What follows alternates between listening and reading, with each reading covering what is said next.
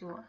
તો તેના માટે સૌપ્રથમ સોફ્ટવેરમાં રિપોર્ટ મેનુમાં જવું, તેમાં માય રિપોર્ટ, તેમાં સ્ટુડન્ટ લિસ્ટ રિપોર્ટમાં જવું. આ મેનુમાં જતાં તમને અહીં તમામ રિપોર્ટ જોવા મળશે, જેમ કે જન્મદિવસની શુભેચ્છા કાર્ડ, ત્યાર પછી કોઈ સંમતિપત્રક, પ્રવાસ સંમતિપત્રક, ખેલ મહાકુંભ સંમતિપત્રક, ત્યાર પછી અનેક યાદીઓ વગેરે જેવા રિપોર્ટ તમને અહીં જોવા મળશે. આમાંથી જે રિપોર્ટ જોવો હોય, દાખલા તરીકે આપણે ધોરણ વાઇઝ જાતિ પ્રમાણેનો રિપોર્ટ જોવો છે, તો તે રિપોર્ટ સિલેક્ટ કરી શો રિપોર્ટ કરવો. શો રિપોર્ટ પર ક્લિક કરતાં અહીં તમને અલગ અલગ 4 ઓપ્શન જોવા મળશે, જે 4 રીતે તમે વિદ્યાર્થી સર્ચ કરી શકો છો. તેમાં પહેલું સિમ્પલ સર્ચ. અહીં તમે કોઈ એક વિદ્યાર્થીનો રિપોર્ટ કાઢવો હોય ત્યારે આ મેનુનો ઉપયોગ કરી શકો છો. તેમાં તમે GR નંબર દ્વારા, સ્ટુડન્ટના નામ દ્વારા, ખાલી સર્ચ એટલે કે સ્ટુડન્ટના નામના કોઈ પણ ભાગ દ્વારા તમે તે વિદ્યાર્થીને અહીં સર્ચ કરી શકો છો.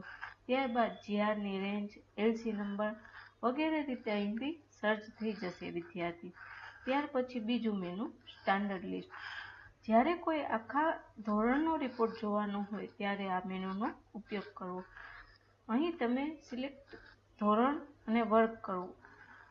દાખલા તરીકે 6થા ધોરણનો રિપોર્ટ જોવો હોય આપણે, તો તે ધોરણ અને વર્ગ પસંદ કરી એડ આપવું. એડ આપવાથી પસંદ કરેલ ધોરણ અને વર્ગના તમામ વિદ્યાર્થી અહીં જોવા મળશે. ત્યારબાદ શો રિપોર્ટ કરવાથી તે વિદ્યાર્થીનો રિપોર્ટ ખુલશે. હવે અહીં આપણે યાદીનો રિપોર્ટ જોયો હતો. અહીં પસંદ કરેલી તારીખ પ્રમાણે તે ધોરણ અને વર્ગમાં જેટલા વિદ્યાર્થી છે તે પ્રમાણે અહીં જાતિ વાઇઝ તે વિદ્યાર્થીની સંખ્યા તમને જોવા મળશે. તો આ રીતે તમે આખા ધોરણનો રિપોર્ટ કાઢવાનો હોય ત્યારે સ્ટાન્ડર્ડ લિસ્ટ મેનુનો ઉપયોગ કરી શકો છો. ત્યાર પછી ડેટ વાઇઝ સર્ચ. અહીં ડેટ વાઇઝ એટલે કે કોઈ બે તારીખની રેન્જ વચ્ચે જ્યારે તમારે રિપોર્ટ કાઢવો હોય ત્યારે આ મેનુનો ઉપયોગ કરી શકાય છે. દાખલા તરીકે બર્થડે કાર્ડ. હવે અહીં તમારે કોઈ બે તારીખ વચ્ચે આવતા તમામ વિદ્યાર્થીના બર્થડે કાર્ડ કાઢીને રાખવા હોય તો તેના માટે ડેટ વાઇઝ સર્ચનો ઉપયોગ કરી શકો. તેમાં પેલું બર્થડે સર્ચ.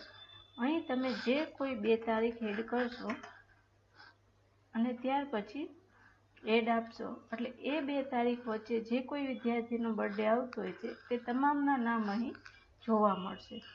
એનો શો રિપોર્ટ કરવાથી તે તમામ વિદ્યાર્થીના બર્થડે કાર્ડ બની જશે.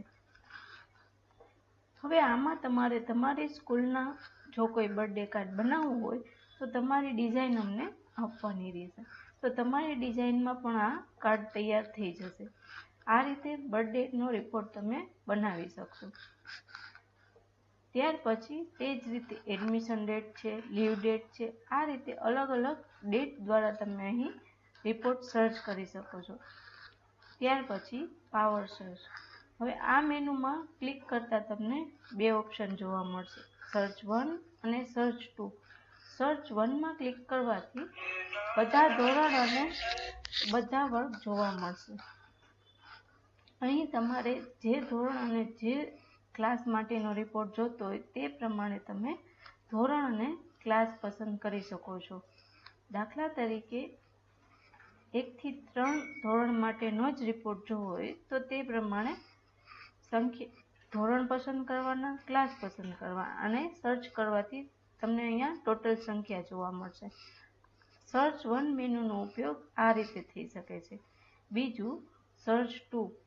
સર્ચ 2નો ઉપયોગ તમે જો કોઈ ગ્રુપ બનાવ્યા હોય, દાખલા તરીકે તમારી સ્કૂલમાં હોસ્ટેલ ચાલતી હોય અથવા તો પ્રવાસમાં લઈ જતા હોય તો તેના માટે અલગ અલગ રીતે જે કોઈ ગ્રુપ બનાવ્યો હોય તે ગ્રુપનો ક્યારેય તમારે રિપોર્ટ કંઈ કાઢવો હોય તો તેના માટે સર્ચ 2નો ઉપયોગ થઈ શકે છે. દાખલા તરીકે આપણે જોઈએ,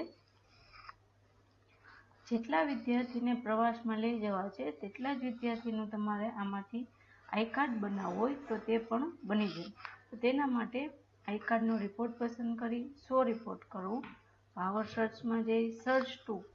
અહીં તમે પ્રવાસનું ફિલ્ડ પસંદ કરવું અને જે કોઈ ગામમાં પ્રવાસી લઈ જાઓ છો તે પસંદ કરી એડ ટુ લિસ્ટ 100 રિપોર્ટ.